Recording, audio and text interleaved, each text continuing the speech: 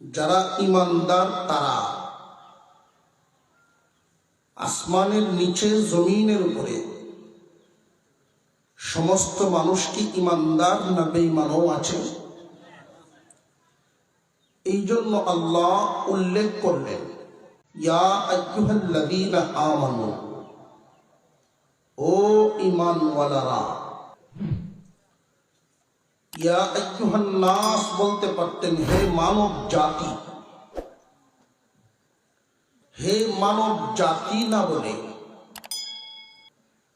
ইয়া আইয়ুহাল্লাযীনা আমানু কেন বললেন? এই ডাকের পুরোপুরি অর্থটা বোঝা যাবে আর একটু সামনে গেলে। আল্লাহ বলেন, হে ঈমানদারেরা, কুলু মিন তাইয়্যিবাতি মা রাযাকনাকুম, তোমরা ভক্ষণ করো, খাও ওই সমস্ত বস্তু যেইগুলোকে আমি তোমাদের জন্য হালাল খাদ্য হিসেবে দান করেছি। ওয়াশকুরু লিল্লাহি, এবং আল্লাহর শুকর আদায় করো।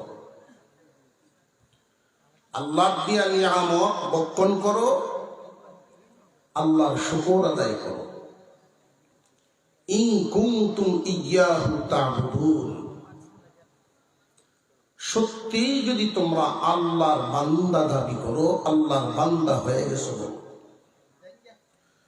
তোমরা যদি আল্লাহর বান্দা হয়ে থাকো তাহলে আল্লাহর শুকর আদায় করো, হালাল বস্তু খাও। আল্লাহ যে ডাক দিলেন বেঈমানদেরকে বলেন নাই, শুধু ঈমানদারদেরকে কেন দিলেন? আমাদের যে বডিটা, আমরা প্রত্যেকেই এখানে মানুষ, প্রত্যেকেই মানুষ।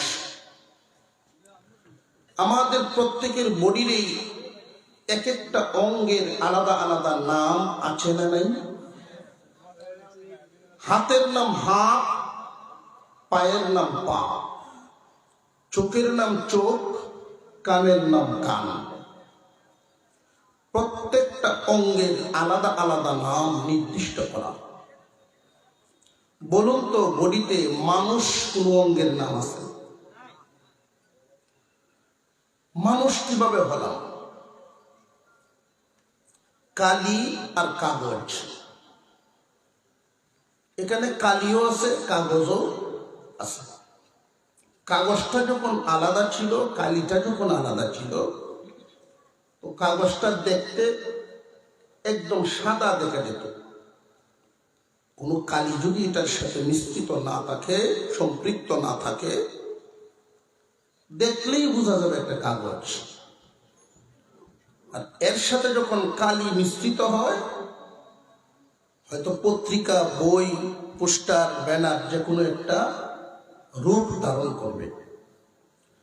কালি এবং কাগজ একসাথে হলে যখন আলাদা একটা নাম হয়, মানুষ বলা হয় বডি এবং আত্মার সমন্বয়কে। আত্মা এক জায়গায়, বডি আর এক জায়গায়, তাকে মানুষ বলে না, লাশ বলে।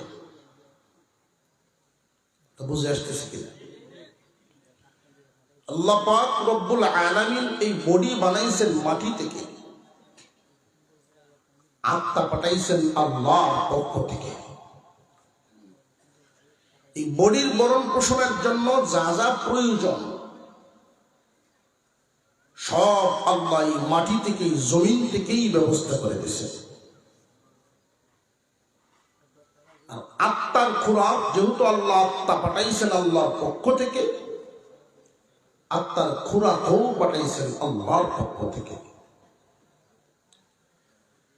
একটা অংশ বডি আর একটা অংশ আত্মা। এই বডি যে আল্লাহ বানাইছেন মাটি থেকে, এই বডিতে প্রভাব আছে আগুন, পানি, মাটি, বাতাস। এই চারটা বস্তুর প্রভাব খুব খারাপ। চারটা বস্তুর প্রভাব খুব খারাপ।